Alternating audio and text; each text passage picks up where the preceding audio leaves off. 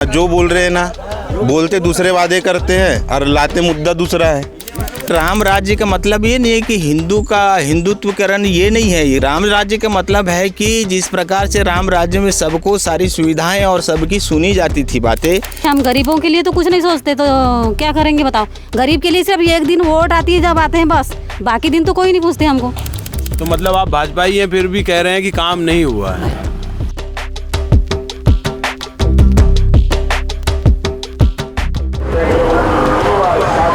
नमस्कार, रामराज यात्रा में आप सभी दर्शकों का स्वागत है। हमारी यात्रा अब बालाघाट में है। बालाघाट मुख्यालय से अब अगली रिपोर्ट्स हम आप तक पहुंचाएंगे। यहाँ के युवाओं से बात करेंगे और यहाँ की महिलाओं, आदिवासी महिलाओं, मजदूरों और किसानों से भी बात करेंगे और जानेंगे कि इन 10 सालों में उन्होंने अपने जीवन में क्या बदलाव देखे और उनके जीवन में किस तरीके से सरकारी योजनाएं उन्हें मिल रही हैं और उनके जीवन में क्या बदलाव हो रहे हैं। नमस्ते। नमस्ते जी। क्या नाम है? मुन्नी मोहारे। तो ये कौन सा जगह है? भटेरा। भटेरा। आपको कोई योजना मिली है? जो आवास आपने बनाए कि प्रधानमंत्री आवास है? नहीं नहीं नहीं है। नहीं है। तो आप गरीबी रेखा में आते हो? हाँ आते हो। तो सरकार की कौन सी योजना आप पा रहे हो? हमको कुछ भी नहीं मिला। हाँ, कुछ नहीं मिला। नहीं, हमको तो मकान का पैसे नहीं मिला, संडास का नहीं मिला, शादी का नहीं मिला, कुछ भी नहीं मिला। हमको पेंशन भी नहीं मिलती, कुछ नहीं मिलती, सिर्फ राशन मिलती बस। सिर्फ राशन है। और बच्चों के लिए रोजगार की क्या व्यवस्था? बच्चों के लिए भी कुछ नहीं है। हमारा बच्चा तो ट्रैक्टर चला रहा है। क्या सोचते हैं आप लोग अभी चुनावों के बारे में? क्या सोचते हैं? क्या सोचेंगे तो जी, हम गरीबों के लिए तो कुछ नहीं सोचते, तो क्या करेंगे बताओ। गरीब के लिए सिर्फ एक दिन वोट आती है जब आते हैं बस, बाकी दिन तो कोई नहीं पूछते हमको। पूछते हैं गांव के भी नहीं पूछते, पंच सरपंच लोग भी नहीं पूछते हमको, है ना। जब पंचों का बगान का सेक्शन हो गया और बाकी गरीबों का नहीं हो सकता। हम तो ओल में रहते थे, पूरा खसलने के लिए हो गया था हमारा मकान, तो हमारा पंचायत के सामने फिर भी मकान का सेक्शन नहीं हुआ और दुनिया का 2-2 बार 3-3 बार सब हो गया सबका। बताओ तो आपको क्या लगता है, योजनाएं अमीरों को मिलती हैं कि गरीबों को? गरीबों को नहीं मिलती। मुँह देख देख के काम होता है यहाँ। अच्छा, एक आखिरी सवाल है, आपको किसकी गारंटी पे भरोसा है? 2 लोगों ने गारंटी दी है, एक मोदी जी ने गारंटी दी है और एक राहुल गांधी ने न्याय गारंटी दी है। आपको किसकी गारंटी पे भरोसा है? अब हम किसकी गारंटी बताएंगे बाबा, हमको अभी क्या मालूम है कि नहीं। अभी तो किसकी गारंटी पे आपको भरोसा लगता है कि करेगा, पूरा करेगा ये? अब हम किसी की गारंटी नहीं बता सकते जी। ना मोदी की बता सकते, ना वो क्या बोल रहे हो तुम, उसका भी नहीं बता सकते, है कि नहीं। राहुल गांधी की भी नहीं बता सकते, है कि नहीं। कि और महंगाई बढ़ा रहा है तो ये भी नहीं बता सकते। ये मोदी तो देखो तो एक योजना निकालता है, का तो ये करो तो वो करो, दुनिया भर की कानून निकालता है। फायदा होता है कि नहीं। फायदा काएगा हुआ, फायदा कुछ नहीं हुआ, सिर्फ वो 1000 रुपये मिल रहा है, वो भर फायदा है हमको बस, बाकी और कुछ हमको फायदा। किसी को मिले ये योजना का 1000 रुपये, पेंशन भी नहीं मिलती हमको। तो बोले 60 साल के नहीं हुए, 60 साल के तो हम तो मरेंगे तब हमारी पेंशन बनेगी, है कि नहीं। अभी तो 40 साल में तो ये हाल है हमारा, है कि नहीं जी भैया। तुम मत बताओ, हैं 40 साल में तो ये हाल है हमारा, तो हम 60 साल तक जिएंगे यहाँ, जी सकेंगे। ये बताओ, बालाघाट में कुछ बदला आपने 20-25 सालों में देखा? क्या बदला? बालाघाट में क्या बदला जी, क्या बदला है? वहाँ तो कुछ नहीं बदला, ऐसा लग रहा है मेरे को तो। क्या नाम है आपका? मेरा नाम संजय पटले है। और ये कौन सा गांव है? ये ग्राम भटेरा है। तो इसमें लोकसभा सीट बालाघाट। तो कितनी जनसंख्या होगी इस गांव की? इस गांव की जनसंख्या करीब 3000 करीब। 3000। हाँ। तो इस गांव के विषय में बताइए हमारे दर्शकों को कि क्या गांव का क्या पुराना वो रहा है, समीकरण रहा है, अब लोग कैसे यहाँ रहते हैं? गांव का समीकरण इस प्रकार से कि गांव एक सभी संप्रदाय के लोग यहाँ रहते हैं, निवास करते हैं और ज़्यादातर कृषक लोग यहाँ पे निवास करते हैं। और यहाँ से लगा हुआ खासकर बैनगंगा नदी बाजू से बहती है गांव के 1 किलोमीटर दूर से, और प्राकृतिक रूप से गांव का हरा भरा और इधर से जंगल से भरा हुआ है। यहाँ पे और सोर्स जैसे कोसा उद्योग गवर्नमेंट के द्वारा संचालित है। करीब 15 एकड़ में कोसाबाड़ी का यहाँ पे संचालन किया जाता है। और कोसाबाड़ी कितने साल पहले यहाँ बना? यहाँ करीब 25-30 साल पुराना यहाँ से कोसाबाड़ी है। और ये गवर्नमेंट के सेंट्रल गवर्नमेंट का ये के द्वारा संचालित की जाती है और इससे लोगों को माने कि कुछ उसको आवंटित कर दिया जाता है एकड़ प्रमाणी, और उसमें उसके कोसा इल्ली उनको दी जाती है और उसका कुछ व्यय उनके द्वारा दिया जाता है और फिर उत्पादन किलो के हिसाब से जो भी उत्पादन होता है उसको गवर्नमेंट खरीदी करती है और फिर उससे लोगों का जीवन यापन होता है और उससे आर्थिक भी बहुत सारा उससे बदलाव उनमें माने लोगों को रोजगार प्राप्त होता है। तो आजीविका में वही कोसाबाड़ी है। आजीविका में कोसाबाड़ी के अलावा और भी है, यहाँ पे रेत खनन है, रेत भी यहाँ से जाती है। ये तो अवैध होगी। अवैध नहीं है, यहाँ खदानें हैं। खदानें अवैध माने उसकी रॉयल्टी के हिसाब से जाती है, आवंटित है। हाँ आवंटित है और रॉयल्टी के हिसाब से जाती है, जाके ट्रैक्टर वालों को खासकर रोज़गार मिलता है, ट्रैक्टर में काम करने वालों को अवसर प्रदान होता है और उसके हिसाब से कुछ यहाँ शिक्षित भी है, ऐसे गवर्नमेंट नौकरी से भी हुए, शिक्षा में भी काफ़ी अच्छा विकास हुआ है और भी यहाँ के स्कूल में भी जो है अच्छी पढ़ाई हो रही है और यहाँ पे बहुत अच्छी शिक्षा दी जा रही है, जाकि बच्चों में संस्कार, शिक्षा के साथ में संस्कारों का भी सही गठन किया जा रहा है। समय समय पे यहाँ पे कई सारे सांस्कृतिक कार्यक्रम होते रहते हैं। 15 अगस्त 26 जनवरी में ऐसे कार्यक्रम जो होते हैं देशप्रद, जो देश की जो अपनी कहना चाहिए कि विरासत को अपनी किस प्रकार से बचाए रखना चाहिए और अपनी मातृभूमि के प्रति किस प्रकार से अपनी श्रद्धा होना चाहिए, ये हमारे पूर्वजों द्वारा, हमारे वरिष्ठों के द्वारा बच्चों को बताया जाता है। अच्छा, एक बात बताइए, आप थोड़ा राजनीतिक बात कर लेते हैं। आप गांव के विषय में तो आपने बता दिया, अब लोकसभा चुनाव 2024 शुरू होने वाले हैं, क्या मुद्दे होते हैं यहाँ? मुद्दे ज़मीनी स्तर पे विकास के मुद्दे होते हैं और विकास आज जो 75 साल में जो आज नहीं हुआ था और एक आर्थिक रूप से जो आज हमारा बालाघाट जिला पिछड़ रहा था, उसमें काफ़ी सुधार हुआ है। और क्या क्या सुधार हुआ? यहाँ पे रोडों की हालत खास थी, बराबर रोडें नहीं थी और ग्रामीणों में खासकर पेयजल व्यवस्था नहीं थी, बोरिंग कुआर के द्वारा पानी लाया जाता था। अब हर घर में नल, हर घर में जल, गवर्नमेंट के द्वारा जो पाइपलाइन बिछाई गई उसमें लोगों का काफ़ी समय बचता है और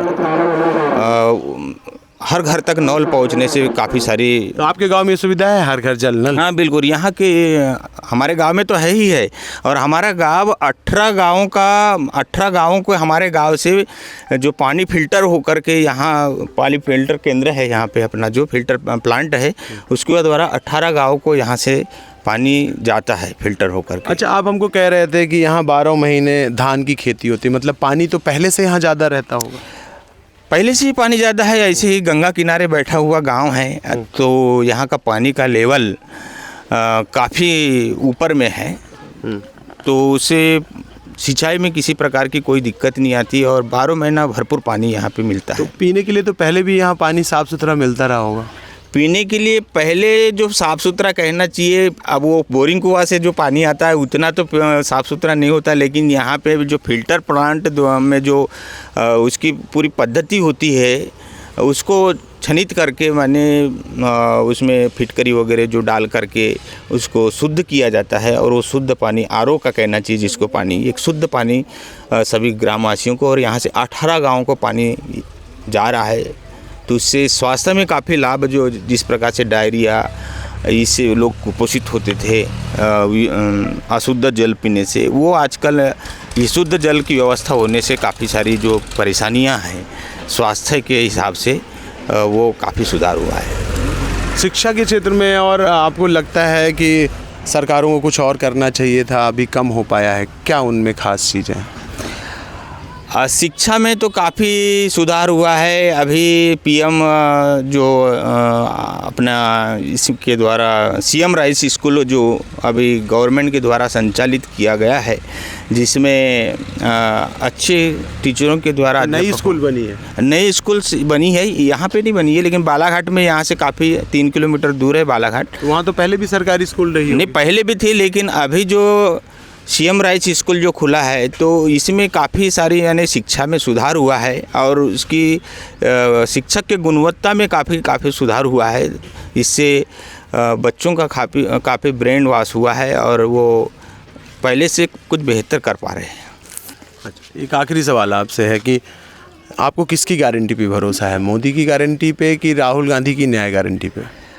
हमें तो मोदी की गारंटी पे विश्वास है, क्योंकि 75 साल से हमारा देश जो आज जूझ रहा था बहुत सारी सुविधाओं से, उससे काफ़ी उभरा हुआ है देश। और रोडों से लेकर चिकित्सा सुविधा से लेकर के और आर्थिक रूप से आज जो अन्न के जो गरीब लोगों को जो दिया जा रहा है, और समय समय पे ग्राम पंचायतों के माध्यम से ग्राम रोजगार दिया जा रहा है, समय समय पे किसानों को पेंशन दी जा रही है, विधवा पेंशन दी जा रही है, निराश्रित से बदल रहा है जीवन। इससे जीवन काफ़ी बदल रहा है, काफ़ी बदल रहा है। ताकि लाडली बहना क्या कहा जाए, लाडली बहना जो आज सीधे सीधे महिलाओं को जो पैसा दिया जा रहा है, महिलाओं के पास पैसा जाने से उनके पास जाने से जो है घर की स्थिति जो है, कहना चाहिए समय पे चिकित्सा की आवश्यकता है, तो महिलाओं के पास पैसा जाने से समय पे वो अपने उस पैसे का चिकित्सा में प्रयोग मेरा सवाल ये, आप बीजेपी की कार्यकर्ता तो नहीं? नहीं, मैं बीजेपी का कार्यकर्ता नहीं हूँ और ना मैं कांग्रेस का कार्यकर्ता हूँ। मैं आम नागरिक हैं। मैं आम नागरिक हूँ और मैं सिर्फ जो विकास हमारे सामने दिखेगा, हमारे भी आज 45 साल की उम्र होने लगी और 45 साल में हमने कांग्रेस का भी राज देखे है और भारतीय जनता पार्टी का भी राज देखे है, तो अपनी जीवन की कुछ पीड़ाएं तो हमारे साथ में पहले जो बीती होगी तो हम उसको कहाँ भूल सकते हैं। अच्छा, एक सवाल आपसे और है, क्या हमारे देश में राम राज्य की ज़रूरत है या राम राज्य आ रहा है? देश में राम राज्य आ रहा है और ज़रूरत भी है, क्योंकि आज देश जिस हिसाब से धर्मांतरण की पीड़ा से आज जो गुजर रहा है, इसमें हमारे देश की नींव कमज़ोर होगी, क्योंकि हमारा देश ऐसे भी आक्रांताओं से जूझा हुआ है पहले से, और आक्रांताएं यहाँ पे मुगलों के रूप में आए, अंग्रेज़ों के रूप में आए और इस देश की नींव को इस प्रकार से खोखला किया कि हमारे देश की जो पीड़ा है उस समय जो हमारे पूर्वजों ने झेले और जो यातनाएं झेले, उसको अब हम आगे नहीं झेलना चाहते और इसमें काफ़ी सुधार होने की आवश्यकता है। और हमारे कहना चाहिए हिंदू संप्रदाय जो इसमें अभी अगर से जागे नहीं तो आगे चल के बहुत सारी दिक्कतें उत्पन्न होने वाली हैं। अच्छा, राम राज्य से आप क्या समझते हैं, मतलब राम राज्य को क्या समझते हैं, राम राज्य आएगा तो क्या होगा? राम राज्य से मतलब ये है कि राम राज्य का मतलब ये नहीं है कि हिंदुत्वकरण ये नहीं है। राम राज्य का मतलब है कि जिस प्रकार से राम राज्य में सबको सारी सुविधाएं और सबकी सुनी जाती थी बातें, वो राजा सबकी सुनते था और उनके सुनने के बाद उनको सही न्याय उन्हें प्राप्त होते था, वह प्राप्त राम राज्य से।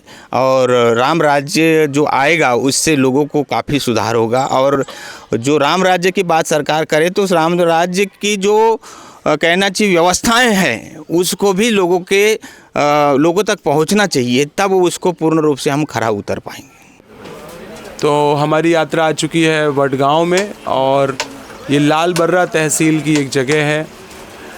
यहाँ पे कुछ युवा लोग खेल रहे हैं, उनसे हम कुछ बात करेंगे। क्या नाम है आपका?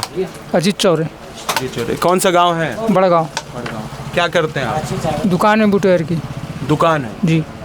तो ये टाइम पास के लिए खेलते हैं? जी, टाइम पास। अच्छा, तो अभी लोकसभा चुनाव है, जानकारी मिली आपको? जी है ना। क्या मुद्दे होते हैं ये बड़गांव के, क्या मुद्दे हैं? मुद्दे कोई यहाँ लोकल मुद्दे होंगे? यहाँ पे तो अभी दोनों 50-50 है दोनों का। 50-50। हाँ, ये हमारे एक खिलाड़ी भी आ गए, आप बैठिए ना, बैठिए, हम आप लोगों से पूछते रहेंगे। हाँ, आप कुछ कह रहे थे राजनीतिक रूप से। हाँ, यहाँ पर दोनों ही मुद्दे भी 50-50% है। कुछ बीजेपी बोलते हैं, कुछ कांग्रेस। तो बीजेपी वाले वही राम मंदिर का मुद्दा लेकर खड़े हैं और कांग्रेस वाले ये धान 3100 रुपये नहीं दे पाया बीजेपी सरकार, इसलिए कांग्रेस सरकार अपना प्रचार कर रही है कि बीजेपी को वोट मत दो, कांग्रेस को दो। आपको क्या लगता है? अब देखो किसे देती है, तो बाकी हम तो कांग्रेस को देंगे। नहीं तो आप क्या सोचते हैं, वोट करने से पहले क्या सोचते हैं? वोट करने से पहले तो सोचते हैं विकास, सबसे पहले तो हुआ है आपके यहाँ विकास? नहीं हुआ। 1998 से लगातार बीजेपी के यहाँ से सांसद चुने गए हैं, क्या विकास हुआ है? कुछ विकास नहीं हुआ अभी तक। तो सभी लोग बेरोजगार हैं हमारे गांव में, बेरोजगारी बहुत है। बहुत है। तो यहाँ के युवा कहाँ नौकरी करने जाते हैं, मजदूरी करने? हाँ जाते हैं ना, हैदराबाद, छत्तीसगढ़ जाते हैं, महाराष्ट्र जाते हैं। यहाँ पर बस दो ही चीज़ का विकास दिखा है, रोड बनी है और अपना क्या बोलते हैं स्कूल तो कांग्रेस की देन है। बस 9वीं से लेकर के 12th तक खुलवाया है इन्होंने, बस इतना ही बीजेपी का काम है। तो आपको क्या लगता है कि मतलब दो तरीके की गारंटी अभी हमारे देश में चल रही है, आप भी तो बता सकते हो। दो तरीके की गारंटी हमारे देश में चल रही है, एक मोदी जी गारंटी दे रहे हैं और एक राहुल गांधी न्याय गारंटी दे रहे हैं। आपको किस गारंटी पे भरोसा है? अभी तो कांग्रेस के हिसाब से गारंटी है अपने को तो। कांग्रेस की गारंटी अच्छी है? हाँ बिल्कुल। क्या मोदी जी गारंटी अच्छी नहीं है? हाँ देखो अब क्या होता है इसके बाद। ऐसा तो लग रहा है कि 150 हो जाएगा, इसके बाद पेट्रोल 150 हो जाएगा? हाँ हो जाएगा। तो इस बार तो 400 पार का नारा है। कभी नमक बंद नहीं हुआ, कभी इतनी पब्लिक तकलीफ में नहीं आई। पहली बार ज़िंदगी में देख रहे हैं हम भी, और कोई हमारे बड़े भी बुजुर्ग को बताते हैं ऐसे। क्या बताते हैं? वही ऐसा देखने नहीं आया, कभी नमक बंद नहीं हुआ। नमक कैसे डुबरता है? 10 चक्का 12 चक्का नहीं चलेगी गाड़ी तो ये नमक डुबा देंगे? यहाँ हमारे बालाघाट ज़िले में पैदा हो रहा है क्या नमक? नहीं हो रहा है ना। फिर हम भी ड्राइवरी करते हैं, सब बच्चे लोग जितने भी दिख रहे हैं हम सब ये छोटी मोटी दुकानें लेके चल रहे हैं बस। और रोजगार क्या है? बस कुछ नहीं है, ड्राइवरी करो रहो बस। बीजेपी पार्टी ने भी अच्छी की है, कोई शिकायत नहीं है, मगर क्या है रोजगार के इसमें थोड़ा डाउन गिरी है बस, और कोई तकलीफ नहीं। धंधे व्यवसाय में क्या है? व्यवसाय तो डाउन ही है, वो तो कोरोना काल से ही डाउन है। कोई भी सरकार को नहीं बोल सकते इस मामले में। और रही बात क्या है, थोड़ा बदलाव चाहते। अब ये क्या है, मोदी सरकार डबल इंजन की सरकार की बात की है, किसानों से धोखा कर लिए कि 3100 का धान देंगे, रेट देंगे, ये वाली बात उनने की है और सीट हासिल कर लिए। हासिल का क्या मिला? 0 मिला किसानों को। और किसानों की आय दोगुनी नहीं हुई? दुगनी कहाँ हुई है? तो जो 2000 रुपये मिलते हैं उससे सहायता मिलती? तो 2002 तो कांग्रेस के ही ज़माने में चल रहा था ना। 17 रुपये रोज के पर डे किसान को देना है करके, वो तो मनमोहन सिंह जी ने भी बोले थे पुराने इतिहास में, 17 रुपये रोज भत्ता दिया जाए। तो योगी अपने मोदी सरकार आए तो उसमें लागू कर दी। अच्छा एक बात बताइए, मोदी की जो गारंटी है उस पर आपको भरोसा है कि न्याय गारंटी, राहुल गांधी की न्याय गारंटी पे भरोसा? अपने को तो मोदी की भी गारंटी पे भरोसा तो नहीं है, क्योंकि इस बार टूट चुका। क्या क्या तोड़ दिया उन्होंने? उन्हें क्या, अभी 3100 रुपये कुंटल, 2700 रुपये गेहूँ खरीदेंगे, महिलाओं को 3000 रुपये महीना देंगे। तुमने युवाओं वाले जो लेडीज़ है, जो गरीब परिवार शादी करना चाहता था, गवर्नमेंट से 50,000 मिलता था, वो 50,000 नहीं दे पा रहे, वो उसको भी योजना को मुक्ति कर चुकी है। योजनाएं बंद हो रही है? बंद हो गई ना। अब बेचारे शादी ब्याह वाले घूम रहे, बेचारे 50,000 गवर्नमेंट से सहायता मिलने वाली थी, वो भी नहीं मिली। क्या वजह है कि आप बीजेपी को नहीं लाना चाहते हैं? कुछ तो वजह होगी। भैया ऐसा है कि हाँ जो बोल रहे हैं ना, बोलते दूसरे वादे करते हैं और लाते मुद्दा दूसरा है। वो हटा दिए, वो हटा दिए, किसानों की बात नहीं करते, गरीबों की बात नहीं करते, हाँ, और क्या बोलते अपना पढ़े लिखे बेरोजगारी की बात नहीं करते। बस ये कर लिए, वो कर लिए, दुनिया कर लिए, बस कुल मिला के इतना ही है उनका। गरीबों की तो कोई बात हमारे प्रधानमंत्री तो कहते हैं कि आप आत्मनिर्भर बनो, लोगों को नौकरी दो। नौकरी कहाँ ढूंढ रहे हो आप? भैया कहाँ, कितना, अभी हम नौकरी के लिए घूम रहे थे। मतलब कंपनियां खुलेगी तो नौकरी तो करेंगे ना बात। अब कंपनियां यहाँ पे बालाघाट जिले में आई नहीं है, मध्य प्रदेश में भी नहीं है। कोई कंपनियां तो खोले, ये चीज़ है। कंपनियां खुलेगी तो बालाघाट जिले में कोई भी तो है, यहाँ से कमाने बच्चे लोग हैदराबाद जा रहे हैं, बेरोजगार है, मेन चीज़ है। आप बेरोजगार पे गारंटी बोल रहे, तो गारंटी नहीं होती ना, गारंटी का क्या मायना है? तो ये जो बात हो रही है कि 2 करोड़ लोगों को रोजगार दे नहीं, वो तो रहे हैं। 10 साल से देख ही रहे हैं। मोदी जी ने तो यानी वो 15-15 लाख रुपए हर गरीबों के खाते में डाल देंगे। काला धन अभी तक के नहीं आया स्विट्जरलैंड से, तो 10 साल का ज़माना हो गया। मोदी जी क्या कर रहे हैं? और ला ही रहे, बोले वो विपक्ष में डाल रहे, वहाँ डाल रहे, वहाँ डाल रहे, कुछ नहीं कर रहे।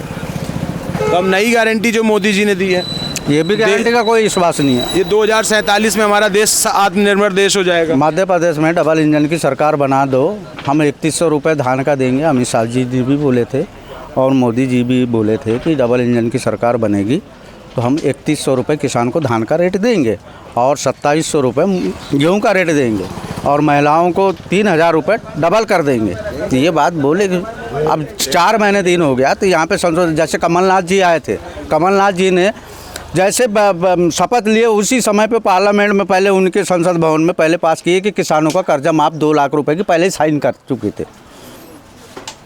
50,000 तक के किसानों का कर्जा माफ हुआ, ये चीज़ है। और यहाँ जो कहा वो पूरा किया नहीं? पूरा नहीं किए, नहीं की।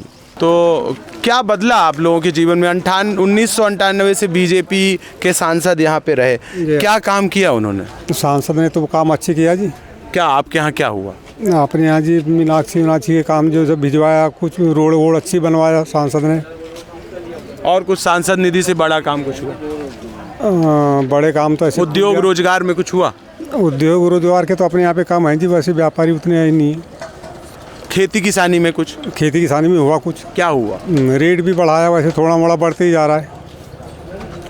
अच्छा, वो बाकी पानी वगैरह की सुविधा? कटनझरी तालाब है जी। तालाब है? हाँ जी, तो उससे काम हो जाता है? उससे काम हो जाता है जी, पर गौरीशंकर बिसेन ने ध्यान नहीं दिया उस चीज़ों पे। तो अभी इसके पहले तो ढाल सिंह बिसेन थे जी, उन्होंने भी ध्यान नहीं दी। एक तरफ आप कहते हैं बीजेपी बहुत अच्छा काम कर रही है, दूसरी तरफ कह रहे हैं ध्यान भी नहीं दे रही। नहीं जी, ध्यान दे रही है ना जी। हाँ, पर लेट लतीफ़ ध्यान देती रहती है। बाकी अच्छी कार्यकाल करेगी बीजेपी, जब भी करेगी तो। कांग्रेस करेगी तो कुछ कमजोरी कार्यकाल करेगी। कांग्रेस से कमजोर रहता है? हाँ जी, कमजोर रहता है। अच्छा, बीजेपी मजबूत काम कर रही है? हाँ जी, मजबूत काम कर रही है बीजेपी। जैसे क्या क्या मजबूत किया उनने? तो जी वैसे पानी की योजना के लिए मतलब गांव में नल वल की सुविधा अच्छी की, फिर उसके बाद में रोडों की भी सुविधा बढ़िया की उनने।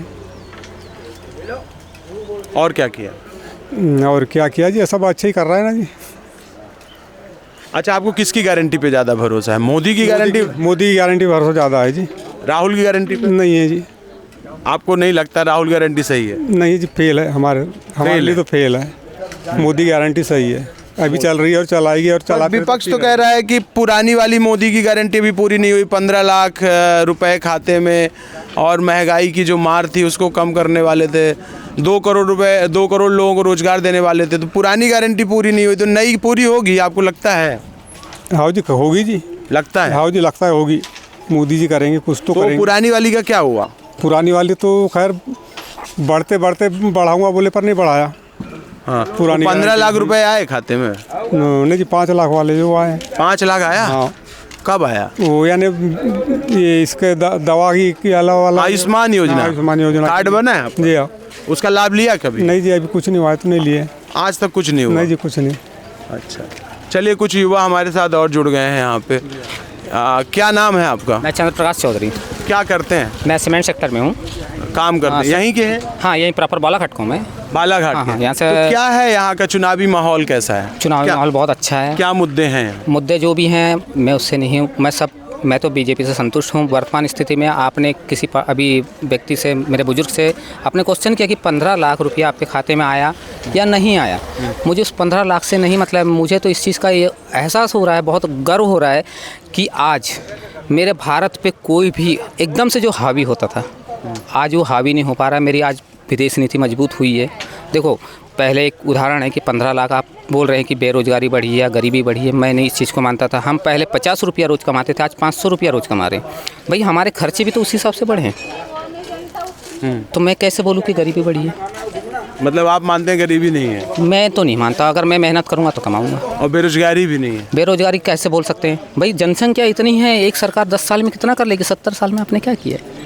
हाँ। मैं किसी पार्टी को बिलोंग नहीं करता, मैं किसी पार्टी को बिलोंग नहीं करता। आपको क्या लगता है मोदी जी ने 10 साल में क्या बनाया देश के लिए? देश के लिए जो देश के कहना चाहिए, मैंने अभी बोला ना, विदेश नीति जो हमारी मजबूत हुई आज मोदी जी के राज में। आज हमको ना पाकिस्तान आग दिखा पा रहा है, ना कोई लोग आग दिखा पा रहे हैं। वही एक अमेरिका था जो भारत को पीछे बिठालता था, आज वही अमेरिका हमको सामने ले आ रहा है, हाथ पकड़ के बुला रहा है। मोदी जी अगर हाथ मिलाने नहीं आ रहे हैं तो अमेरिका के राष्ट्रपति पीछे से हाथ ठोक के बोल रहे हैं, यार मैं भी पीछे खड़ा हूँ, मेरे से भी हाथ मिला। ये वीडियो देखते हैं आप? मैं बहुत देखता हूँ। मैं न्यूज़ मिलता है मैं न्यूज़ में देखते रहता हूँ हर समय। कौन कौन सी न्यूज़ फॉलो करते मैं हैं? हर न्यूज़ करता हूँ। मैं आज तक देखता हूँ, ABP देखता हूँ, जो मेरे टीवी में चलता रहता है मैं उसको बकायदा। मैं कभी पिक्चर नहीं देखता, मैं सिर्फ टीवी अगर ऑन करता हूँ मैं सिर्फ न्यूज़ के लिए करता हूँ। इलेक्टोरल बॉन्ड के बारे में पता है आपको? अभी मैं उसके बारे में अभी जानकारी नहीं ले पाया हूँ, क्योंकि मैं कुछ दिनों से बिजी चल रहा हूँ अपने काम में। क्योंकि मैं प्राइवेट सेक्टर पे काम कर रहा हूँ तो मुझे भी काम एक करना लोक नीति का सर्वे भी आया, ASDS का डेटा भी आया कि उसमें बेरोजगारी की समस्या को लेकर लोग ज़्यादा बात कर रहे हैं। आपने तो कह दिया कि बेरोजगारी है नहीं।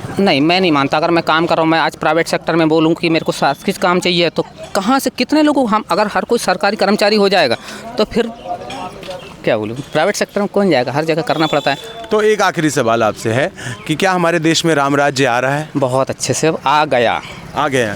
क्या मानते हैं आप, राम राज्य होता क्या है? होना चाहिए राम राज्य, सबका शांति, सबका साथ, सबका विकास। तो हो रहा है? हो रहा है, मैं तो मानता हूँ। क्या है आपके बड़गांव में? यहाँ बड़गांव से कुछ किलोमीटर पे जैसे रमरमा है, बुदबुदा है, तुम्हारा हुरकी टोला है, इन जगहों में जैसे माइंस है। तो जैसे भी ठेकेदारियों में अगर से मान लो शासन को जाती है तो भाई ज़्यादा प्रॉफिट होता है, ग्रामीण को रोज़गार मिलता। ऐसी बहुत सी जो चीज़ें हैं। अभी तो ठेकेदारी में इसमें क्या है, क्या क्या निकलता है आपके यहाँ? यहाँ पर मैंगनीज है, तांबा है, कथिल पत्थर है। तो ये महंगी धातुएं हैं? हाँ, महंगी धातु है। तो यहाँ सरकारी खदानें नहीं है? नहीं, सरकारी खदानें नहीं है, सब ठेकेदार लेते हैं? सब टोटल ठेकेदारी में। तो सरकार कुछ अभी यहाँ पे कदम नहीं उठा रही? नहीं, तो ये तो सब बड़े नेताओं का हाथ है। बड़े नेताओं का हाथ? देखो आज जैसे बहुत अभी तक मान लो बड़े नेता जगह से इसको गवर्नमेंट में डालते या कोई चीज़ स्कीम में लाते तो भाई उसका डेवलपमेंट भी होता। ये तो ठेकेदारी में थी, इसका मतलब वही है कि नेताओं को पैसा चला जाता है, ग्रामीणों को क्या मिला? कुछ नहीं मिला। तो रोजगार कुछ मिलता है? रोजगार कहाँ है? रोजगार रहता तो ये सब यहाँ दुकानों में थोड़ी बैठे रहते। यही है, खेती करो, चुपचाप रहो।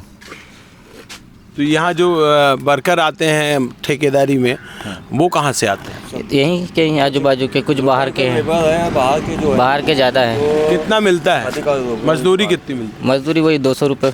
200 रुपये में? हाँ। 200, 250, 500 रुपये अंडरग्राउंड अलग है, ओपन में 200। आपको क्या लगता है ये खदानें सरकारी होनी चाहिए? हाँ, सरकारी होनी चाहिए। तो अब तो मोदी सरकार जो है हर चीज़ प्राइवेट कर रही है, तो ये सरकारी करेगी आपको लगता है? अब ये तो ऐसा है, ऊपर का है स्तर, हम लोग तो अब ऐसा है नीचे स्तर के लोग हैं। इनके पीछे ज़्यादा भाग दौड़ करेंगे तो पापी पेट का सवाल। अभी फिर से चुनाव आ रहे हैं, पहले चरण में ही आपके यहाँ अभी मतदान होना है 19 अप्रैल को। तो इसमें आप लोगों के क्या मुद्दे हैं इस बार के? कुछ तो भैया सब पार्टीवाद देख के भी, जैसे मोदी जी की लहर है, इस वजह से भारतीय पार्टी को जितना मुमकिन है ये निश्चित है हम लोग ही वोट देंगे। लहर है इसलिए? हाँ, बाकी काम पे नहीं देंगे? काम पे तो अब देखिए, जैसे मान लो इतने दिनों तक के गौरीशंकर बिसेन जी ने जो राज्य किया, खैर मैं भी भाजपा ही हूँ, मुझे कोई वो नहीं है ना। जैसे इतने दिनों तक के गौरी बहन ने जैसे कुछ भर अच्छा किया, जैसे वो एक तो कॉलेज ला दिया मुरझड़ फॉर्म में, बस जैसे इन चीज़ों को पहले अगर से ध्यान देते तो आज ये चीज़ें नहीं रहती ना, डेवलपमेंट पर रहता ना भाई। बाहर का मान लो आके यहाँ से ले जा रहा है, यहाँ वाला भूखा मर रहा है। तो मतलब आप भाजपा ही हैं, फिर भी कह रहे हैं कि काम नहीं हुआ है? रोड बनाने से तो थोड़ा। आपको क्या लगता है जैसे बालाघाट अभी मतलब विकास हुआ है यहाँ की? आसपास के जो ज़िले हैं, सिवनी है, छिंदवाड़ा है, कहाँ ज़्यादा विकास आपको दिखता है? विकास तो सिर्फ गौरी भाव के क्षेत्र में है, बाकी जगह नहीं है। आप बारासूनी देख लीजिए, रामपाली देख लीजिए, इधर विकास नहीं है, इधर विकास नहीं है। तो गौरी भाव ने कहाँ विकास किया? गौरी भाव ने लालबर्रा क्षेत्र में विकास किए। तो लालबर्रा के ही होते? हाँ, लालबर्रा ही क्षेत्र में आते तो हैं। सांसद भी बने? हाँ, सांसद भी रहे ना पहले, इसके मंत्री रहे, कृषि मंत्री भी रहे। तो उन्होंने काम किया उस समय? हाँ, उस समय काम किया ना। तो पर ये जो चीज़ है, इनको जैसे शासन को चले जाती तो कुछ, जैसे आज उकवा माइंस हो गया, ये ज़्यादा डेवलपमेंट है, इनको कौन जाना अंदर है। तो आप क्या करते हैं? मैं तो ऐसी मिल में जाता हूँ। आपको कितना मिलता है? मुझे तो मेरा ऐसा है कि मेरा उसका रहता है काम के ऊपर रेफरेंस करता है मेरा। तो हमारी यात्रा आ चुकी है कटंग झरी तक, और ये लालबर्रा तहसील के अंतर्गत आता है। और यहाँ कुछ ग्रामीण बैठे हुए हैं, उनसे हम बात करेंगे और जानेंगे कि वो किस तरीके से अपना जीवन यापन करते हैं। तो क्या नाम है आपका? दिनेश भोंडेकर। कहाँ के निवासी हैं? कटंग झरी के। तो क्या यहाँ क्या सुविधाएं हैं सरकार की तरफ से? सुविधा तो अच्छी है अपने इधर सरकार की तरफ से। हाँ। रोजगार के क्या अवसर हैं? रोजगार अपना वही है, पंचायत के काम आते, करते हैं वही है। मेन मजदूरी और किसानी है। बस बस बस मेन मजदूरी और किसानी। तो यहाँ आसपास कोई खदानें भी हैं? हाँ खदान है ना, कौन माइन सी खदान है? वो ये पेटी है, क्या बोलते हैं गुल्ला माइंस बोलते हैं, वो है। क्या निकलता है? मैंगनीज। मैग्नीज निकलता है। मैंगनीज निकलता है। तो आप लोगों की आजीविका के और क्या साधन है किसानी के अलावा? नहीं अपन तो किसानी वाले हैं सर। क्या उगाते हैं? बस वही धान। कौन कौन सी किस्म की धान उगती है? हाँ मोटा भी होता है, बारीक भी होता है। बस। तो धान क्या रेट अभी जा रही है? धान तो ये 2100 कितना का 83, 2183। तो इसमें कुछ बोनस वोनस नहीं है? कोई गवर्नमेंट ने बोनस नहीं दी, वो देंगे बोले ना दी नहीं। कौन बोला देने को? हाँ कौन बोला? क्या बोलते युवराज मामा ने। शिवराज मामा ने कहा था और अभी तक नहीं मिला? नहीं मिला। तो क्या आशा है आपको, चुनाव के बाद मिलेगा? अब क्या मालूम अब देते कि नहीं देते। तो हाँ युवराज मामा ने। रामराज यात्रा पहुंच चुकी है बारा सिवनी में, और ये बारा सिवनी बालाघाट की एक तहसील है और बालाघाट ज़िले में आता है। इसके साथ साथ हम आपको बता दें कि यहाँ पे बारा सिवनी में कांग्रेस से विधायक चुने गए हैं अभी 2023 के विधानसभा चुनावों में, और पूरे बालाघाट संसदीय क्षेत्र में कुल 8 विधानसभा सीटें आती हैं, जिनमें से 4 पर बीजेपी को जीत मिली है और 4 पर कांग्रेस को जीत मिली है। तो इस हिसाब से मुकाबला टक्कर का है, और लगभग ऐसा कहें कि पलड़ा किस तरफ भारी जाएगा ये सोचने वाली बात है। लेकिन अभी हम बारा सिवनी में हैं और बारा सिवनी को देख के ऐसा लगता है कि यहाँ पे काम हुए हैं, और हमारे पीछे ही एक गार्डन है, वहाँ चल के हम लोगों से बात करेंगे और जानेंगे कि वो क्या सोचते हैं लोकसभा चुनाव 2024 के बारे में। तो यहाँ हमारे साथ कुछ बच्चे हैं, उनसे हम बात करेंगे इस गार्डन के विषय में, वो बताएंगे। क्या नाम है आपका? एलिस पटले। आपका? जानवी गौतम। तो यहाँ आप लोगों के खेलने के लिए कुछ जगह है? हाँ। क्या है? गार्डन में ट्रेन है, झूले हैं, स्लाइड्स है और बहुत सी चीज़ें। तो सब मेंटेन है कि अभी वो खराब हो गए? सब ठीक है, लेकिन कुछ कुछ खराब हो चुके हैं।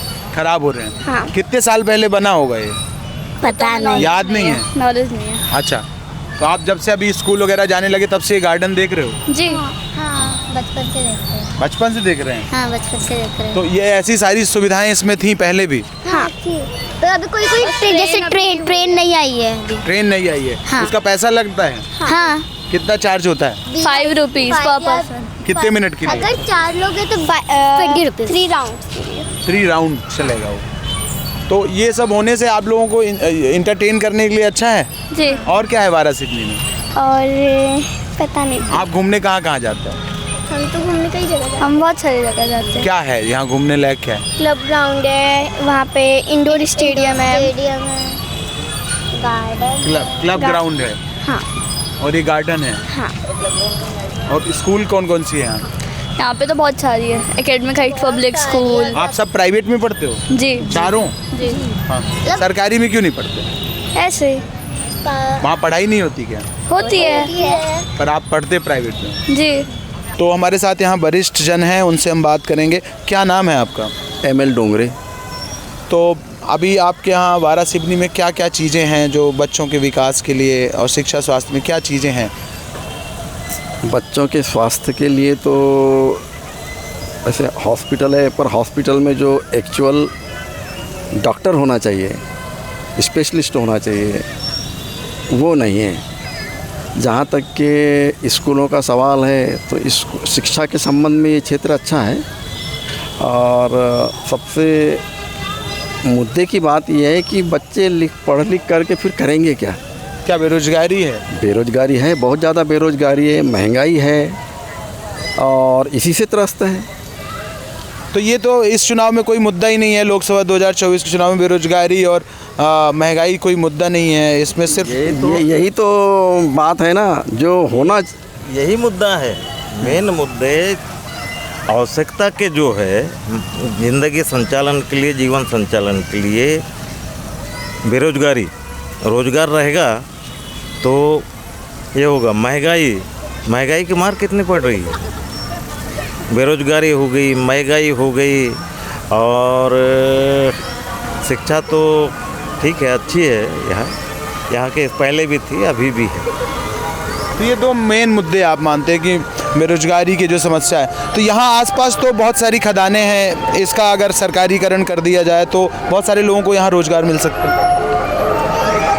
ऐसा लगता नहीं है, बहुत लंबा समय हो गया ये कि माने मलाजखंड में उसकी कॉपर प्रोजेक्ट है, इधर माइंस है, तो ये तो फुलफिल है और इनमें ऐसा कोई लगा नहीं कि कोई विकास हुआ है। रेत खनन माफिया देखो जो चारों तरफ फैला है, देश में यही नहीं है, देश में फैला हुआ है। यहाँ भी वही समस्या है। समस्या तो बनती है ना। आपको क्या लगता है कि इन 10 सालों में बीजेपी गवर्नमेंट में आपके वारा सिवनी में या बालाघाट में क्या बदला?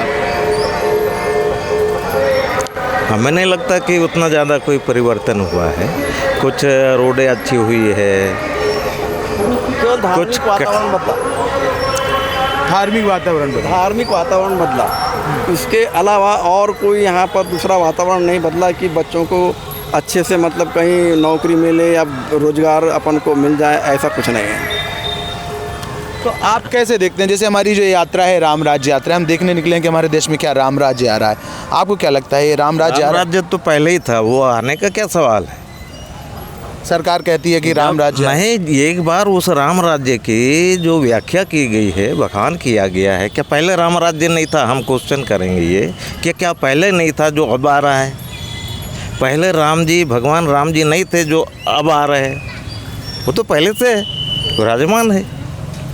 ये तो हमारी सभी की आस्था है उन पर, अलग से ऐसा कुछ नहीं है कि हमने लाया, उसने लाया, इसने लाया, सभी पहले से वो पहले से ही है। तो आपको लगता है कि राजनीति में जो है वो धर्म की बात आने लगी और धर्म में भी राजनीतिकरण हो गया, आपको ऐसा लगता है? बिल्कुल, अफकोर्स नहीं हो गया, दोनों एक दूसरे से कनेक्टेड है, रहना भी चाहिए, आस्था भी होना चाहिए, ईश्वर में आस्था होना चाहिए। राजनीति उससे पृथक करके देखेंगे तो राजनीति देश के विकास के लिए होती है, अच्छे अच्छे माने नियम और इसके द्वारा संचालित होती है, संविधान के द्वारा संचालित होती है।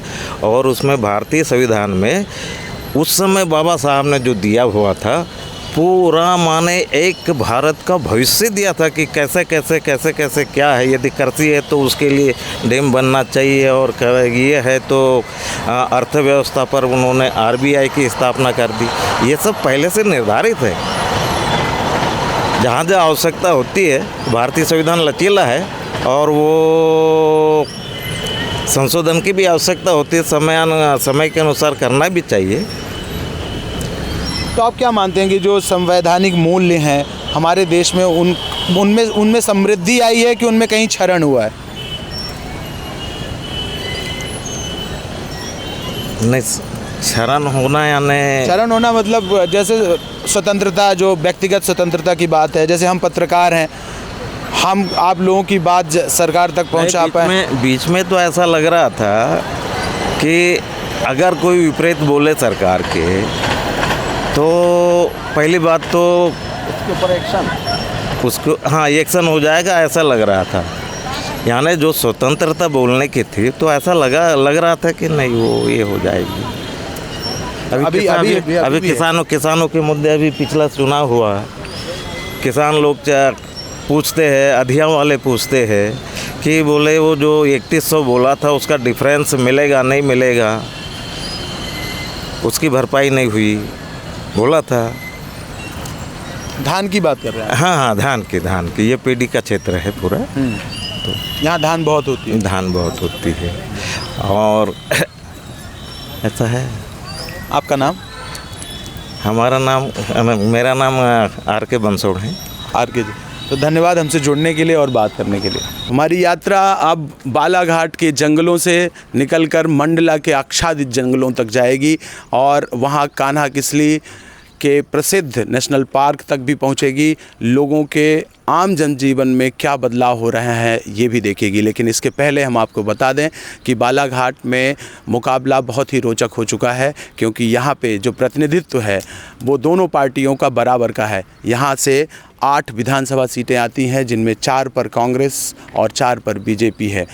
अब देखते हैं कि यहाँ की जनता किसकी ओर अपना रुख करती है, लेकिन 1998 से लगातार बीजेपी बालाघाट में प्रतिनिधित्व कर रही है और बीजेपी के ही यहाँ सांसद रहे हैं।